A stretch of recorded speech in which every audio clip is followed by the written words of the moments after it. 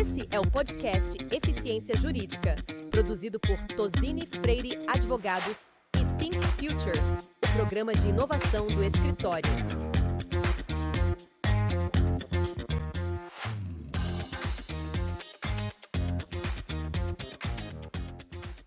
Olá, pessoal. Sejam bem-vindas, sejam bem-vindos a mais um podcast Eficiência Jurídica, que conta com o apoio de Think Future, o programa de inovação de Tozini Freire Advogados. Eu estou hoje aqui com a Fernanda Marinho, nossa head de inovação, lá, Fê, e com Fernanda Funk, diretora jurídica da Microsoft. Como vai, Fê? Tudo jóia? É um prazer enorme ter você aqui conosco. Prazer é meu, Paty, Fê. Tá aqui nesse escritório, que para mim é uma excelência não só do ponto de vista profissional, mas também na parte de inovação. Vocês já há muito tempo, há 5 anos agora com o Think Future, seguindo essa parte que agrega tanto para os clientes, mostra que vocês realmente são diferentes e estão, na minha visão, no caminho muito certo para agregar bastante para os clientes. Então é muito bom estar aqui e participar desse podcast com vocês. Obrigada pelo convite. O privilégio é nosso, Fê. Seu currículo dispensa apresentações, você dispensa apresentações, mas eu vou resumidamente tentar contar aqui para vocês a trajetória profissional da Fernanda. A Fernanda é formada em Direito pela PUC de São Paulo, especialista em Direito do Consumidor pela mesma faculdade também. Fernanda iniciou sua jornada como estagiária no escritório França Ribeiro, permaneceu lá por 9 anos e depois migrou para o mundo corporativo com muitas aventuras, e eu não vou dar spoiler para vocês, vou deixar a Fê contar. Atualmente, a Fernanda está como diretora jurídica da Microsoft, é mãe, escritora e profissional entusiasta da inovação. Nós também, Fê, por isso que é uma honra esse nosso bate-papo. Eu vou começar já com uma pergunta. Um pouco falando dessa sua trajetória profissional, que é muitíssimo interessante. Você começou, digamos assim, com uma forma tradicional de atuação profissional, estagiária, num renomado escritório de advocacia, e depois foi fazendo migrações muito interessantes, né? Transformações profissionais que acho que conectam com inovação e com o papel que hoje você desempenha no nosso ambiente jurídico. Conta pra gente um pouco essa sua história profissional, que é muito inspiradora.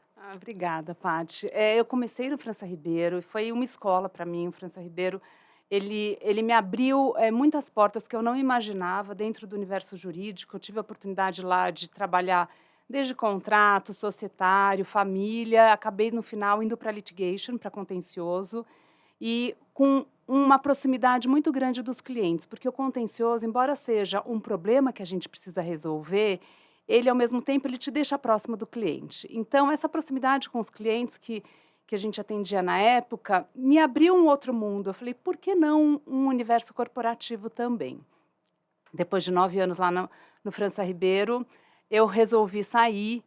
E foi muito difícil, não foi fácil, porque eu amava o escritório, eu amava as pessoas que trabalhavam, que a gente trabalhava, e fui para a Mercedes. E lá na Mercedes eu comecei no departamento jurídico, fiquei por 14 anos no departamento jurídico, até que um belo dia um vice-presidente de vendas falou, Fernanda, você aceitaria trabalhar num departamento de desenvolvimento de concessionários? Eu nunca tinha imaginado trabalhar fora do jurídico.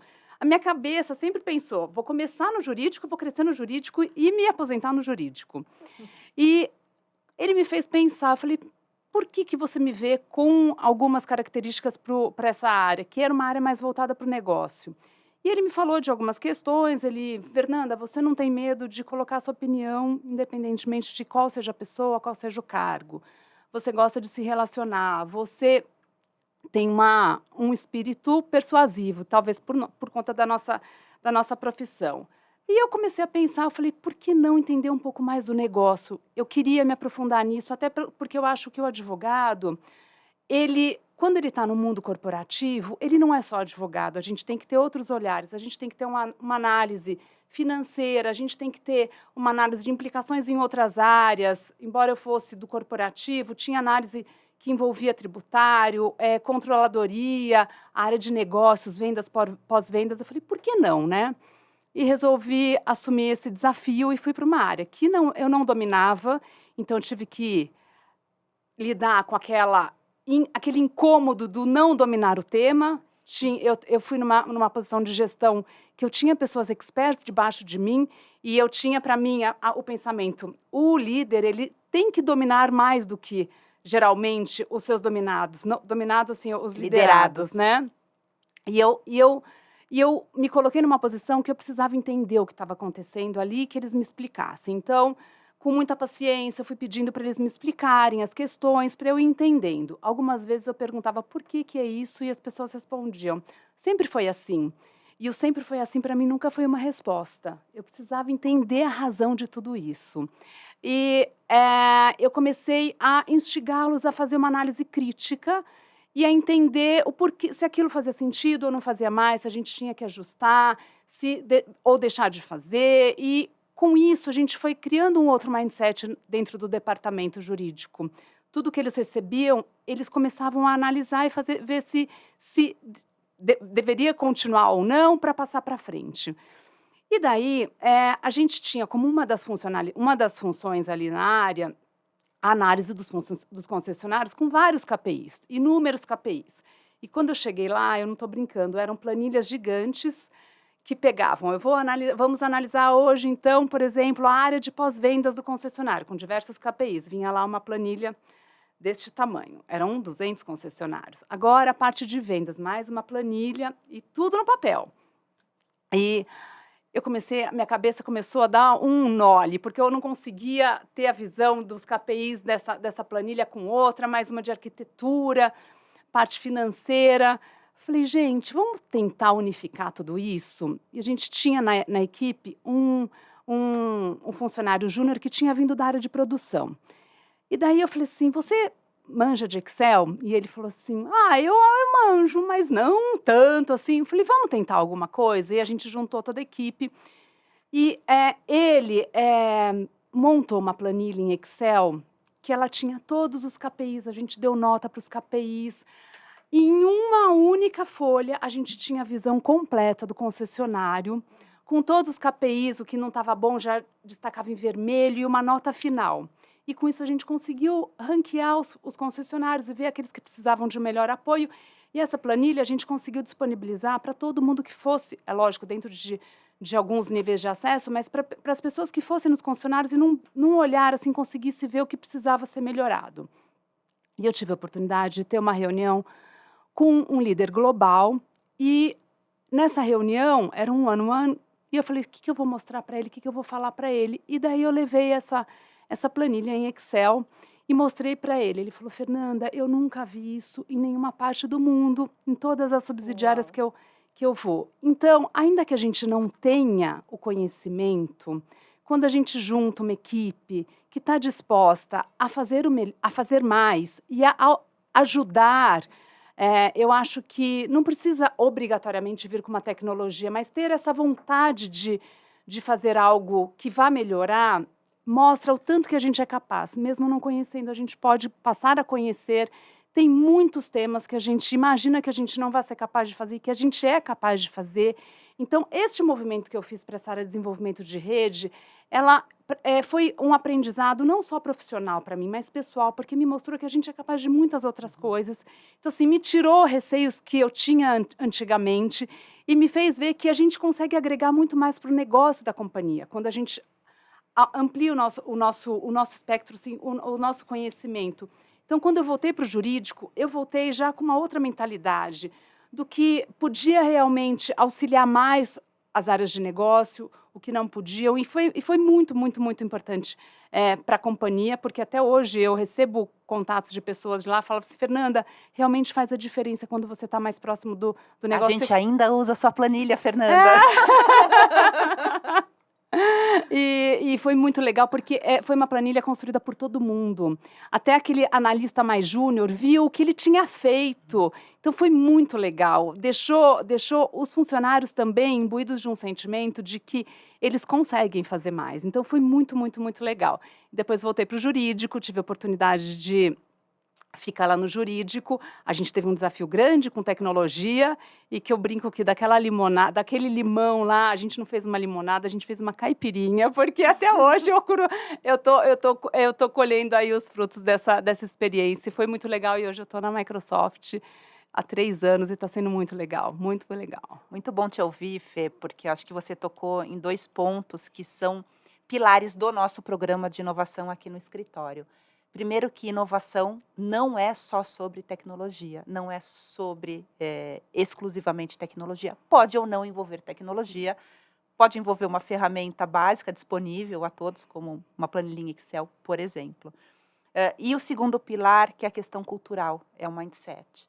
E a gente tem uma série de iniciativas aqui que incentivam, que estimulam os nossos profissionais a todos os dias, quando passam na catraca ou quando ligam o computador, a se perguntarem como eu posso fazer diferente, como eu posso fazer melhor.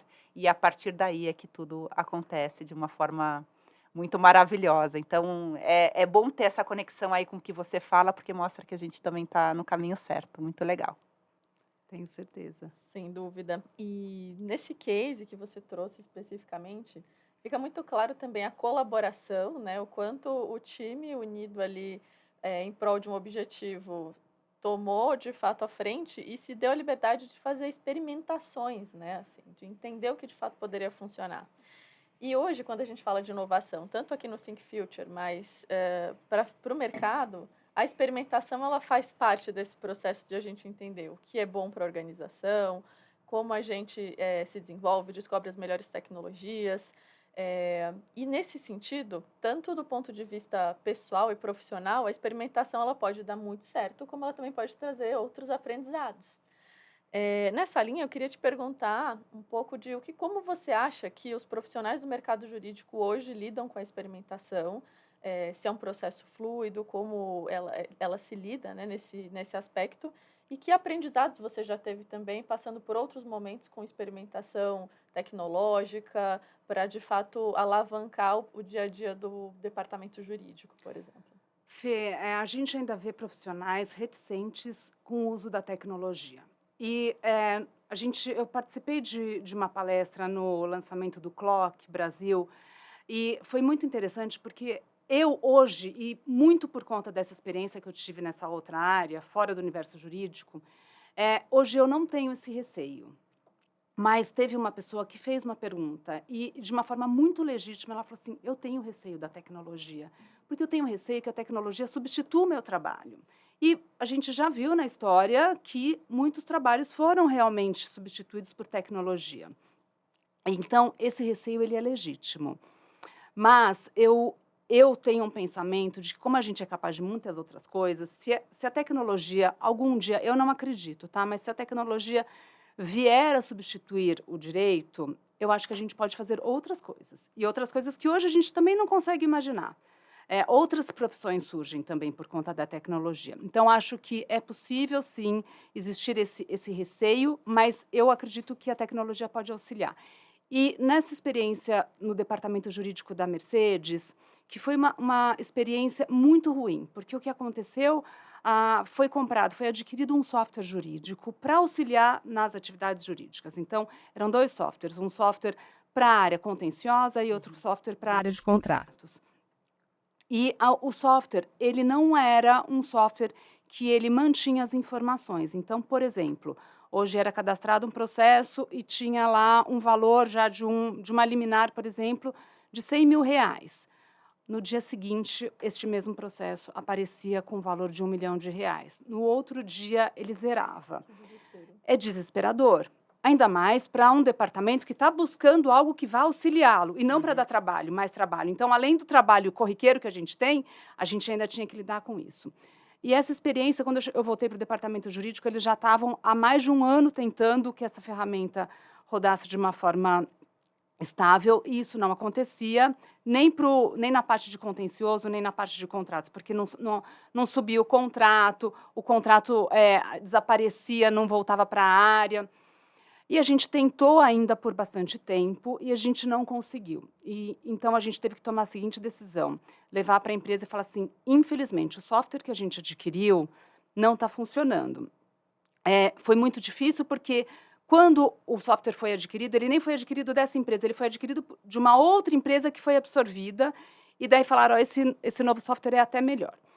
Mas, o que a gente fez? Tá bom, infelizmente, a gente, às vezes, têm algumas experiências que não são satisfatórias como a gente gostaria. Mas a gente falou, não adianta a gente persistir nesse erro. Vamos voltar e buscar um novo software. Mas nisso, o que a gente fez? A gente reuniu as pessoas do departamento jurídico que operacionalizavam o software. A gente incluiu nessa discussão pessoas de outras áreas que tinham conexão, então, área de controle, área de contabilidade, as áreas com relação aos contratos que mandavam os contratos para serem analisados para os jurídicos, para a gente ter uma visão mais 360 graus. E, além disso, o que a gente fez? A gente saiu no mercado para ouvir empresas que já utilizavam softwares. Que software você usa? O que ele tem de bom? Quais funcionalidades são interessantes? O que funciona? O que não funciona? Primeiro, a gente fez esse benchmarking com muitas empresas. Então, isso fez a gente até ampliar o nosso pensamento, porque a gente imaginava que algumas funcionalidades seriam interessantes, de repente, a gente estava com um bloco ainda maior. Olha, tem mais essa funcionalidade que é interessante. Então, isso também amplia o nosso horizonte. E, com isso, a gente daí fez pitch days para a gente fazer uma seleção ali e ouvir um pouco mais as ferramentas. A gente testou a ferramenta para a gente ter um pouco mais de assertividade. Podia ser que a ferramenta realmente também não fosse funcionar, mas a gente tinha mais testes e mais informações que poderiam nos auxiliar a tomar uma decisão mais assertiva. Então, eu acho que esses episódios ruins que acontecem também trazem lições para a gente e que a gente aprende com isso. Então, assim, uma das lições que eu tenho, assim, não acredite no pitch de um vendedor somente, faça pesquisa, vai conversar com pessoas que já estejam utilizando a ferramenta, com outras pessoas que estejam utilizando outras ferramentas, para a gente conseguir ter uma análise mais crítica. Mas, graças a isso, eu acabei vendo funcionalidades que eram interessantes para serem incorporadas no jurídico, e graças a isso também hoje eu estou na Microsoft. Te ouvindo falar, lembrei de um episódio que a gente teve há 2 semanas, né? A gente faz um Smart Talk, que a gente chama, uma vez por mês, a gente convida todos os nossos advogados para um almoço, a gente pede um lanche, um refrigerante, a gente fala sobre tecnologia, sobre inovação, justamente para ter esses insights em termos culturais, em termos de experimentação tecnológica. E o último bate-papo foi sobre a temática letramento tecnológico. A gente fez um mapeamento de todas as ferramentas que a gente usa no escritório, muitas delas envolvendo inteligência artificial, outras com tantas outras finalidades. E naquele dia, estava na capa do jornal a discussão do Tribunal Superior Eleitoral sobre o uso de inteligência artificial nas eleições, uma discussão muito legítima, muito importante para a gente ter como país, mas tinha também o depoimento da ministra Carmen Lúcia dizendo nós não queremos ser juízes de um mundo caduco. E ela fazia alusão a um poema de Carlos Drummond de Andrade, que falava, eu não quero ser poeta de um mundo caduco. E acho que é isso que a gente está falando aqui, a gente não quer ser advogado de um mundo caduco, né? A gente quer estar à frente das discussões, a gente quer ter esse protagonismo. A tecnologia impacta de uma certa maneira, mas de outras não, a gente brinca, a inteligência artificial nunca vai tomar um café com o cliente, então, preocupe e não preocupa, preocupe e estimula, numa certa medida. Mas esses questionamentos que você sentiu nesse evento, que você comentou, a gente sente aqui também. E acho que o nosso papel como líderes, né, é justamente tirar os ruídos e provocar essa experimentação, incentivar esse uso, que pode ter um bom resultado, como pode ter um resultado não satisfatório. E saber também dizer e reconhecer, tentei, mas não deu certo, é também um privilégio de crescimento profissional, né, de crescimento pessoal, então não é para ter medo. Com certeza. A capacidade de medir o custo do erro, né? Porque qual é o tamanho do erro que a gente pode cometer, a que nível a gente pode comprometer o nosso negócio, é numa célula, é num departamento, antes de fazer um rollout, né, qual é a medida que a gente vai tomar para se proteger o máximo possível. Então, a experimentação, eu acho ela muito benéfica, assim, nesse sentido, né, de nos preparar para o benefício maior, né? Concordo. E é lógico que a tecnologia traz cuidados que antigamente a gente não precisava ter tanto olhar. Ataques cibernéticos, as empresas, as pessoas, elas precisam ter a ciência de que realmente é possível de acontecer e tomar todos os cuidados. Existem inúmeras ferramentas hoje disponíveis no mercado para a gente tornar os nossos dispositivos mais seguros. A gente precisa tomar esse cuidado. Antigamente a gente não tinha um ataque cibernético, mas hoje existe. A gente precisa ter transparência, a gente precisa ter responsabilidade, a gente precisa ter ética no uso dessas ferramentas. E esses são pilares fundamentais, né? Não só no uso da ferramenta, mas em outros pilares. Mas são questões que a gente tem que endereçar. Eu acho que a gente não pode ter... isso não pode fazer com que a gente evite o uso. A gente precisa enfrentar esse uso e ver de que forma a gente consegue superar isso. Tornar o uso da ferramenta algo que vai nos auxiliar no trabalho, tomando as cautelas necessárias. Fê, a gente tem uma pergunta que não dá para deixar de fazer para você, diretora jurídica da Microsoft, esse gigante na área de tecnologia, que lançou o Copilot, que é a febre do momento, todo mundo querendo experimentar. Como é que é o jurídico da Microsoft? Como que vocês usam tecnologia? Qual é a experiência que vocês têm com o Copilot? Conta um pouco para a gente sobre isso. Olha, desde que surgiram as primeiras conversas sobre Copilot, todo mundo já ficou super curioso, né? A gente já começou a entrar lá para fazer os prompts, testando os prompts. Alguns a gente via com espanto a resposta que era dada.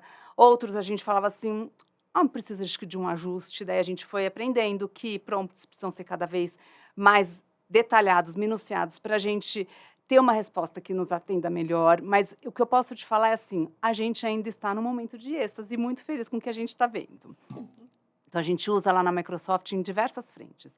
Dentro do departamento jurídico especificamente, a gente tem utilizado o Copilot na nossa ferramenta de contencioso, a gente já inseriu algumas funcionalidades, então, por exemplo, além da captura automática que a gente tem dos processos, a gente pede para ele preencher alguns campos do nosso cadastro de forma automática, a gente tem elaboração automática de subestabelecimento, a gente tem criação de minutas de defesa, a gente também tem, dentro a tradução do nosso cadastro para a gente mandar o reporte para a nossa matriz. A gente também tem, dentro do litigation, algumas perguntas que são feitas dentro do próprio sistema, e daí a gente pode usar tanto no nosso sistema, só com a nossa base de dados de processos, como a gente pode estender para a web. Tudo isso a gente faz, é lógico, dentro do Azure, que é uma plataforma da Microsoft, que torna o sistema seguro. Então, a gente tem aquela preocupação da segurança da informação, ela é preservada e ela é atendida por conta do Azure, que delimita o uso somente no sistema do cliente, no nosso caso, da própria Microsoft.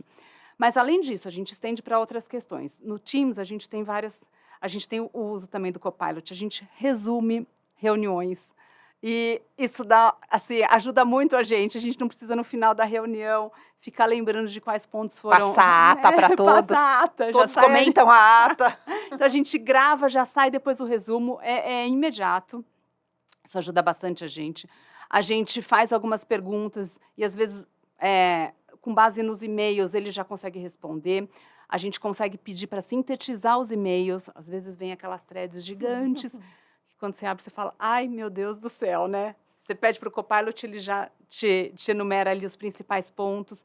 Quando tem uma reunião e você ficou com algum to-do para fazer, e você, às vezes, não estava presente na reunião, você consegue pedir para seguir a reunião e depois ele fala, Fernanda, você ficou com essa atividade. Ele tem ajudado bastante. Tem também na parte de apresentação, que ele já traz algumas versões. E a gente também usa, eu tenho particularmente usado bastante, para me ajudar, às vezes, ou a responder um e-mail, ou para elaborar um comunicado, uma carta, ou às vezes uma notificação, algum documento, eu já dou algumas diretrizes e eu não tenho que sair do zero. Ele já me traz ali um esboço. Então, a gente tem usado. Agora, é importante a gente mudar a nossa mentalidade e lembrar que existe essa opção, porque senão a gente vai no automático e a gente começa já a redigir um monte de e-mail. Só que o Copilot ele poderia nos ajudar, ao invés de a gente demorar, às vezes, 10 minutos para redigir um e-mail, ele em 1 minuto ele resolve. Então, a gente também precisa ter isso, instigar o pessoal a lembrar que existe essa funcionalidade. A gente tem um trabalho dentro do jurídico da Microsoft e ontem mesmo, anteontem, numa reunião da equipe, o Elias hoje é o nosso head jurídico no Brasil, ele trouxe esse tema porque é algo que a gente está toda hora questionando o que mais a gente pode utilizar com a nossa ferramenta. Porque o universo ele é muito grande. O Copilot ele não foi feito somente para o jurídico, mas também para o jurídico. Então, é importante a gente se questionar do que mais a gente pode fazer. Eu comento lá com a minha equipe, eu falo assim, quando a gente repete as atividades, se a gente responde faz a mesma resposta mais de uma vez, é porque provavelmente a gente tem condição de automatizar. Isso é importante a gente ficar se perguntando, né? Então o Elias ele tem também, assim como a Lê também é uma entusiasta da tecnologia. Ele também tem estimulado a gente a pensar bastante no que mais a gente pode utilizar o Copilot. E vocês fazem a revisão humana de todos os trabalhos ou vocês já sentem segurança para alguns trabalhos de menor relevância, evidentemente, mais internos, soltar o Copilot sem revisão humana? Ainda não. Ainda não. A gente revisa tudo, até um simples subestabelecimento. Cadastro na nossa ferramenta jurídica. A gente tem essa supervisão humana. Como a gente fala, o Copilot é um copiloto. Ele não é o piloto, ele é um assistente. Ele está ali para te auxiliar. Mas quem é o responsável pelo documento, pelo conteúdo, tem que ser você. Então, a gente revisa todos os documentos, todas as informações. O que é incrível o tempo que deve se ganhar entre revisar um material do que copiar e cadastrar o material um a um, os dados todos, né? Hoje eu estava em reunião com a equipe e uma delas que faz o cadastro dos processos, que também faz o subestabelecimento, a gente faz o monitoramento. Então, eu peço para me passar toda semana, por exemplo, de X subestabelecimentos que a gente teve que fazer, quantos estavam ok, quantos não estavam, para a gente ver o porquê e ir corrigindo. E ela falou assim, ai, como eu tô feliz, tá saindo tudo certo. E ela repetiu isso algumas vezes. Então, realmente ajuda muito, a gente ganha tempo, porque, na minha visão, não tem por que a gente ficar fazendo uma atividade repetitiva se a gente pode pegar o nosso tempo, que só tem 24 horas no dia, não dá pra gente estender isso, e focar em atividades que realmente vão agregar mais para o nosso trabalho e para a companhia. Que legal. Então, tem ajudado muito. E a gente falando um pouco nesse aspecto também, né, de dados, e alguns exemplos que você trouxe, as organizações elas já são muito orientadas a dados, né? O advento da transformação digital, Big Data, a gente foi transformando isso para Data Analytics, ciência de dados. Para o negócio, foi algo que foi rapidamente capturado, embora ainda não se saiba todo o potencial do que se extrai dos dados. Ainda existem algumas lacunas aí. Eu acho, inclusive, que a IA veio muito para ajudar nesse sentido, né? A dar sentido para esses dados. Falando em departamento jurídico, eu queria saber um pouco da tua opinião em relação a esse jurídico mais data-driven, para que a gente possa ter mais eficiência, possa ser mais parceiro de negócios. E se você tem algum caso que você queira compartilhar conosco, que os dados, de alguma maneira, apoiaram aí o processo e trouxeram essa relevância, trouxeram um impacto necessário para o departamento. Fê, tenho sim, eu tenho alguns, vou citar dois. A gente tem a nossa ferramenta com os dashboards que a gente acompanha regularmente. E a gente verificou que sobre um determinado tema, um tema que geralmente a gente tinha umas 5 ações por ano, de repente, em um mês, a gente teve um pico para 380 ações. Quando a gente viu o dashboard, a gente falou, ou tem algo errado no dashboard, ou realmente tem algo acontecendo. E a gente viu que tinham novas ações mesmo. Imediatamente, isso foi em um mês, imediatamente o que a gente fez? A gente sentou, os dados, eu acho que eles trazem esse alerta, mas a informação toda ainda não estava lá. Então, a gente teve que ver, que a gente ligou, a gente entrou em contato rapidamente com a nossa matriz para verificar se tinha mudado alguma coisa. A gente descobriu que sim, por conta da segurança, que cada vez mais a Microsoft está colocando camadas adicionais para o consumidor ter uma maior segurança no produto, ela tinha feito exigências adicionais para os consumidores comprovarem que eram realmente eles que estavam acessando os serviços. Isso fez com que alguns consumidores do Brasil, que às vezes não têm tanto conhecimento de como encontrar informação, eles não sabiam como responder de forma assertiva.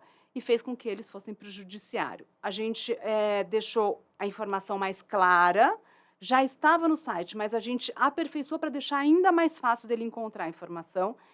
E de 380, a gente caiu para 5 de novo e a gente viu que era possível a gente tomar realmente aquela medida para deixar o cliente mais satisfeito. A gente deu a informação para ele, a gente diminuiu a carteira de processos, fazendo com que caísse também os honorários que a gente paga para os escritórios que nos auxiliam e a gente evitasse condenações. Então, o dado, ele realmente auxilia a gente a verificar algumas questões de uma forma muito rápida e a tomar providências rapidamente. A gente também teve um outro caso que a gente via que progressivamente estavam aumentando os casos desse tema e a gente foi atrás para descobrir o que era.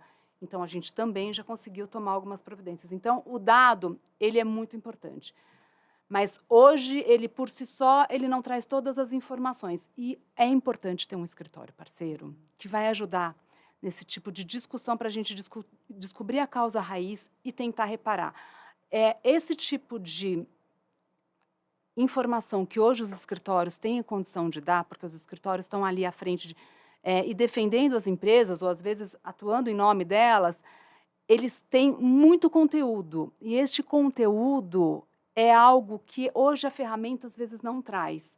Então, é importante que o escritório auxilie as empresas nesse tipo de informação. Isso me traz um questionamento, Fê. Em que medida os seus parceiros externos, os escritórios de advocacia, estão preparados para atender a essas necessidades dos clientes? Em que medida estão antenados com tecnologia, inovação, com produção de inteligência de negócio, advindo do ambiente jurídico? E numa outra face, você, como jurídico interno, qual é o seu papel na parceria com as áreas internas de negócio da empresa, como BP, como fomentador de um negócio, a exemplo do que você comentou agora conosco?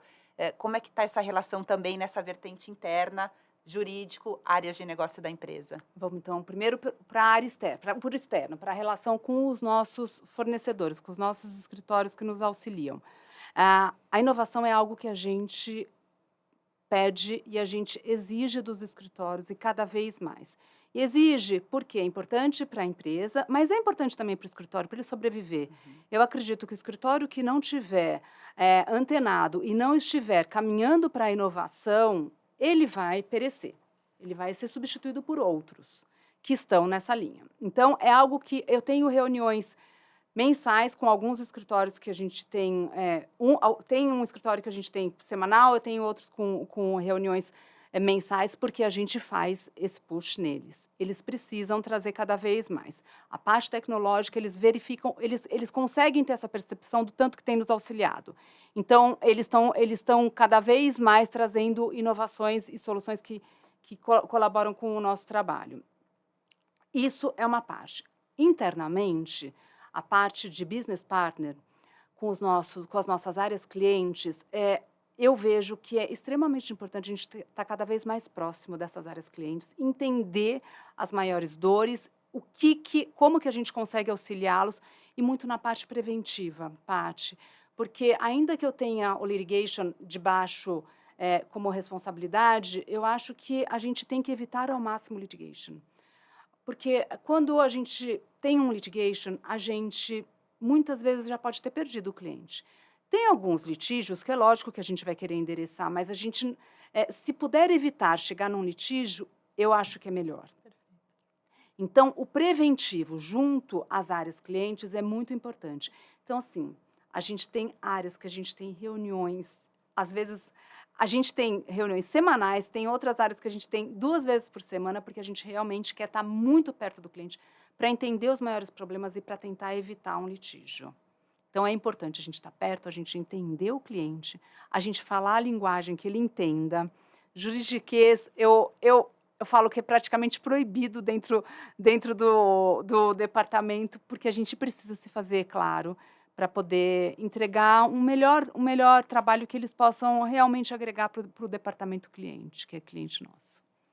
A gente teria 1000 outras perguntas, né, Fê? Sim. Podia ficar aqui umas 5 horas, mas o pessoal está dizendo que o tempo está chegando ao fim.